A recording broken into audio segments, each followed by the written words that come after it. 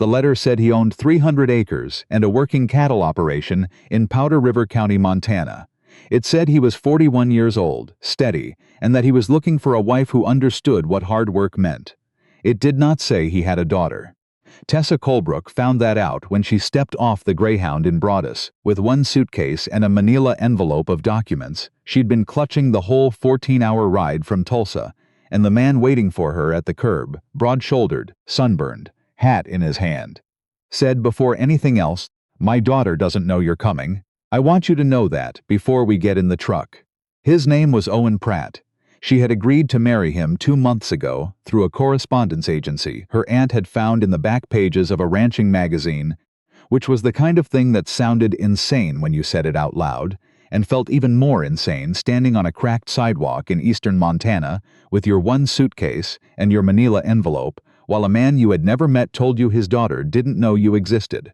"How old is she?" Tessa asked. 9, Owen said. "What does she think I am? A housekeeper?" Tessa looked at him. He looked back. He wasn't apologetic about it, which she would have hated, and he wasn't defensive either. He just told her the truth and let it sit there between them like something that needed to be dealt with. "Okay," she said. He took her suitcase. She followed him to the truck. She had left Tulsa because there was nothing left in Tulsa. That was the simplest way to put it. The job at the title company had ended when the office closed. The apartment lease had ended 2 months after that. Her mother had died in March, and after that the city had started to feel like a place she was only visiting, a place that didn't know her name anymore and wasn't going to learn it. She was 28 years old and she had handled everything: the funeral, the estate, the lease, the storage unit. And when she was done handling everything, she had sat in the parking lot of a Walgreens and thought, very clearly, "I have nowhere to go." Her aunt had meant well. Her aunt always meant well. The drive to the ranch took 40 minutes on a 2-lane road that turned to gravel for the last 6 miles. Owen didn't talk much. She had expected that from his letters, which were polite and specific and not at all romantic. He had written about the ranch's water rights situation, about the calving schedule, about what the winters were like. He had asked what she knew how to cook. He had never once asked what she wanted. She hadn't minded. She hadn't known what to do with men who asked what she wanted. It always felt like a trap. The house appeared at the end of a long dirt drive, lined with cottonwoods, 2-story and white, a porch wrapping around the front, a barn visible behind it.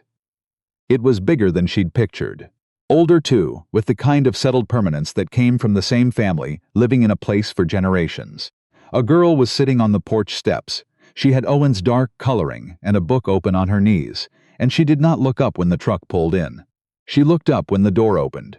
She looked at Tessa, and Tessa looked back at her, and neither of them said anything for a moment. "This is Tessa," Owen said. "She's going to be staying with us for a while, helping out." The girl's name was Kit. She looked at her father with the particular expression of a child who is not fooled but has decided not to say so yet. "Hi," Tessa said. "Hi," Kit said, and went back to her book. The first week was an education in silence. Owen left before dawn and came back at dusk, and sometimes not until after dark. There was a hired hand named Dwight who ate lunch at the house and fixed things without being asked, and did not seem curious about Tessa at all, which she appreciated. The cooking she could manage, the cleaning she could manage.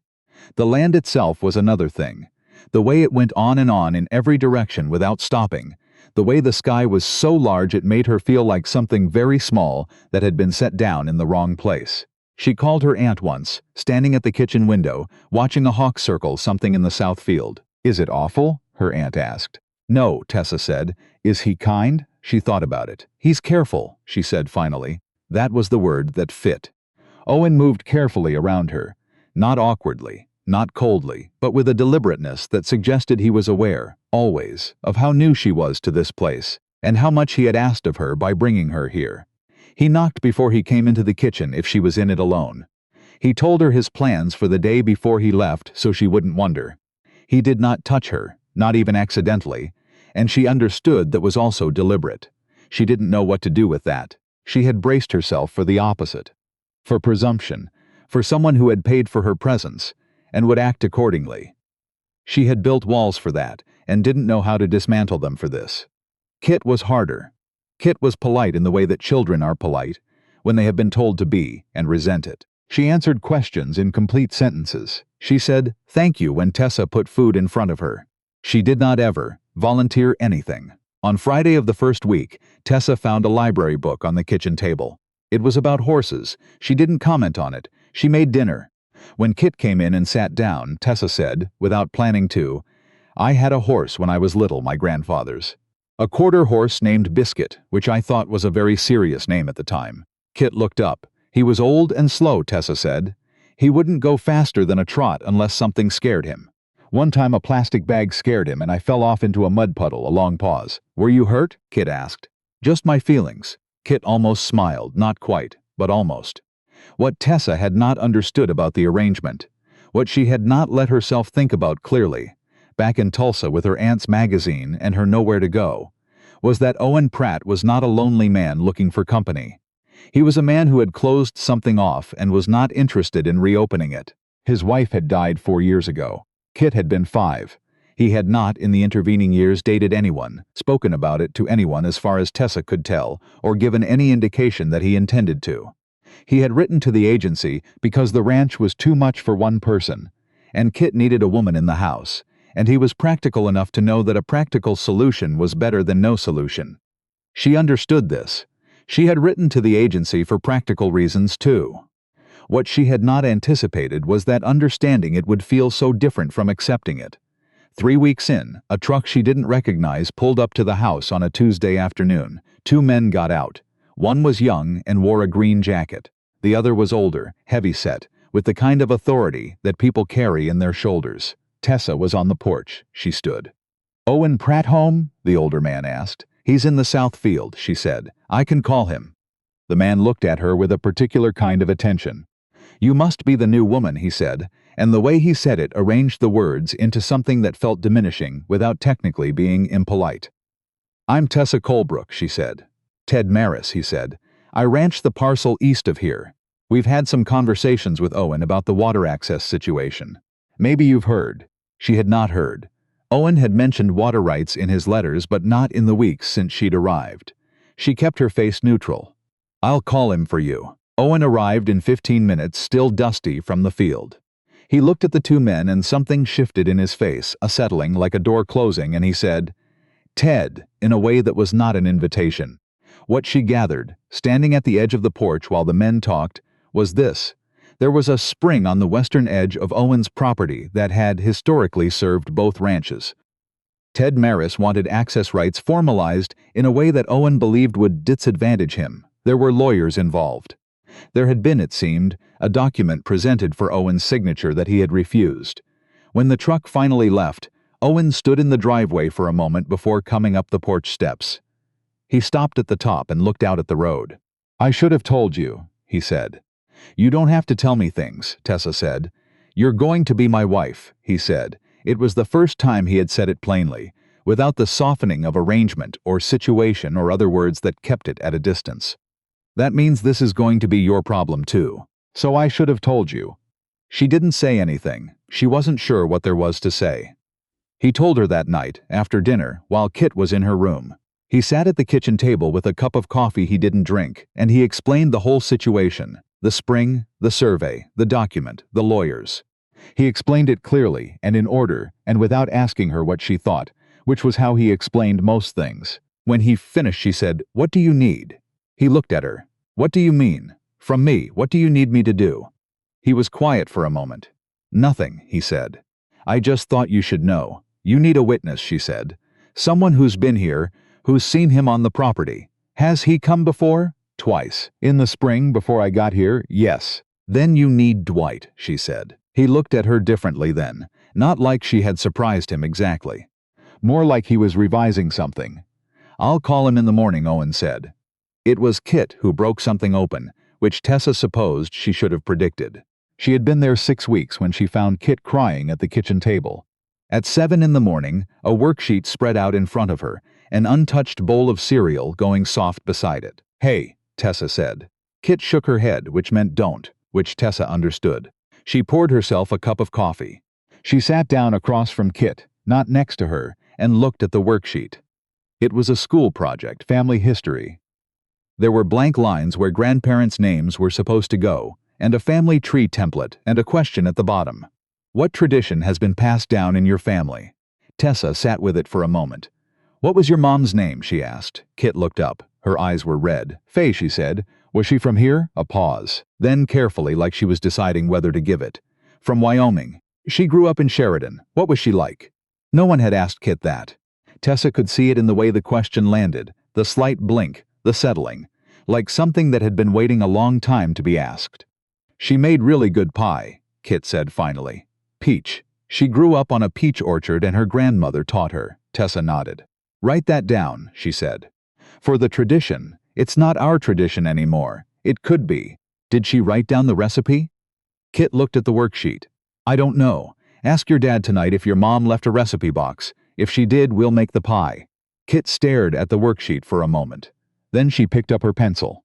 That night, Owen came into the kitchen, while Tessa was washing up and stood in the doorway. Kit asked about a recipe box, he said. I know. I hadn't thought about that in 4 years. He paused. It's up in the bedroom closet. I'll get it down. He didn't go up the stairs right away. He stood in the doorway for another moment and looked at her with an expression she couldn't fully read. Something tired and grateful, and possibly something else underneath both of those. Something that hadn't fully come to the surface yet. She talked about Faye today, he said. To me. At dinner. Good, Tessa said. She hasn't done that. Not in a long time. Tessa Drans dried her dish towel and turned around. He was still in the doorway. He was looking at her like she had done something he hadn't expected and wasn't sure what to do with. She needed permission, Tessa said. That's all. He nodded slowly. He looked like he was thinking about more than the recipe box and more than Faye, and possibly more than he had let himself think about in a long time. He went upstairs. She heard him in the closet. She heard him come back down and set something on the kitchen table, a small wooden box, the kind with a hinged lid, and then she heard his footsteps going toward Kit's room, and she heard Kit's door open. She didn't listen to what they said. It wasn't hers to hear. The water dispute came to a head in October. Ted Maris's lawyer sent a document to Owen's lawyer claiming the spring had been used as shared access for 30 years, and that Owen's recent restriction of that access was a breach of an implied agreement. It was not true, exactly, but it was true enough that it was going to be expensive to contest. Owen came home that evening with the document, and a look on his face that she recognized now. Not the closing-off look, but the weight of it look, the one that meant he was carrying something, and hadn't decided yet whether to put it down. He put it on the kitchen table. She read it while he washed up. When he came back, she said, "The 30-year claim is their whole case, I know. Do you have documentation going back that far? Surveys, tax records?" "Some." "My dad's records are in the barn. I haven't been through all of it. We should go through it," she said. "This weekend." He looked at her. "You'd do that?" She looked back. "Owen, I'm going to be your wife. That's what we agreed. This is your problem, which means it's my problem, and we should go through the records." He was quiet for a moment. He looked at the document and then back at her and said, "I didn't think you'd stay." She went still. "When you got here," he said, "I didn't think you'd stay longer than a month. I thought you'd see what it was and decide it wasn't what you wanted." "What made you think that?" He looked out the window toward the barn. "You're young. You had a whole life before this. I'm asking you to trade it for paperwork and mud season, and a kid who wouldn't talk to you and a water dispute with a man who's been making my life difficult for 3 years. He paused. "I thought you'd leave." She understood then why he had been so careful. Not careful the way you were careful with something fragile, careful the way you were careful with something you expected to lose. "I'm not leaving," she said. He nodded. He didn't say anything for a long moment. Then he picked up the document and set it aside, and looked at her in a way that was different from before, more direct, less protected. "Thank you," he said. It was not a romantic thing to say. It was not the thing you said in movies, or in the kind of love stories her aunt probably imagined when she'd shown Tessa that magazine. But it was real, and Owen was a man who only said real things, and she had been living among real things for 6 weeks now. The mud and the cold and the hawk circling the southfield, and Kit's voice at dinner and the wooden recipe box with the hinged lid, and she thought that maybe real was what she had been missing. All along, in the city with the job and the apartment and the life that had felt like she was just visiting. "You don't have to thank me," she said. "I know," he said. "I wanted to." They went through his father's records on Saturday, the three of them. Owen and Tessa and Kit, who had appointed herself keeper of the document piles without being asked and was extremely serious about it. They found a survey from 1987 that showed the spring boundary and a notation in Owen's father's handwriting indicating sole ownership. They found a deed from 1993 with the same notation. They found at the bottom of a cardboard box that smelled like dust and machine oil a letter from Ted Maris's own father, dated 2001, that referenced his gratitude for Owen's father's permission to water his cattle at the spring. Permission, not right. Owen read it twice. "That's your case," Tessa said. He held the letter very still. "That's my case," he said. Kit looked up from her pile. "We won. We found something important," Tessa said. "That's not the same as winning yet, but it's close." Kit nodded very seriously and went back to her pile. Owen called his lawyer that afternoon. When he came back into the barn where Tessa was resorting the documents he had already sorted, he stood in the doorway. He was always in doorways, this man, like he needed to give himself permission to enter. And he looked at her with the full weight of something he hadn't yet. "I need to tell you something," he said. She waited. "I wrote to that agency because I needed help with the ranch and Kit needed a woman in the house. That's what I told myself. Those things are true." He paused. "But I think I was also just..." He stopped. Started again. "I think I was also just tired of it being so quiet."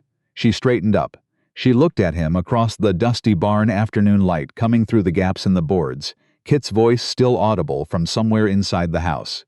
"I know," she said. "I don't know how to do this," he said. "Whatever this is becoming. I haven't." He set one hand on the doorframe. "I haven't let myself want anything in 4 years." "I know that too," she said. "I'm not going to be good at it. I'm not asking you to be good at it." He looked at her for a long time. Then he walked across the barn to where she was standing, and he stopped close enough that she could see the dust on his jacket, the line of tiredness around his eyes, the particular expression of a man who had decided something. He didn't kiss her. He just reached out and took her hand, carefully, the way he did everything, and held it. Outside, the cattle were moving somewhere in the south field. The cottonwoods along the drive had gone gold. The sky was the particular clear blue of Montana in October that she had started, without meaning to look forward to every morning. "I'll make dinner," she said. "Yeah," he said. He didn't let go of her hand. "Owen, give me a minute," he said. "I haven't done this in a long time." She gave him the minute. She gave him several minutes. She stood in the barn with her hand in his, and the October light falling through the boards, and she thought about Tulsa and the Walgreens parking lot, and the nowhere-to-go feeling, and how entirely different this was from anything she had planned. She thought about Kit making pie in the kitchen next week with her mother's recipe. She thought about the letter in the cardboard box, and the survey from 1987, and Owen saying I was just tired of it being so quiet. She thought about the hawk, still circling. She wasn't a visitor here anymore. She couldn't say exactly when that had changed. Maybe the morning with Kit and the worksheet, maybe the night with the recipe box, maybe some ordinary Tuesday she hadn't been paying attention, but it had changed. This was a place that knew her name now. When she finally walked back to the house, Owen was beside her, and the door was already unlocked, and Kit was inside, and the recipe box was on the counter. She was exactly where she had meant to go, even if she hadn't known it when she left.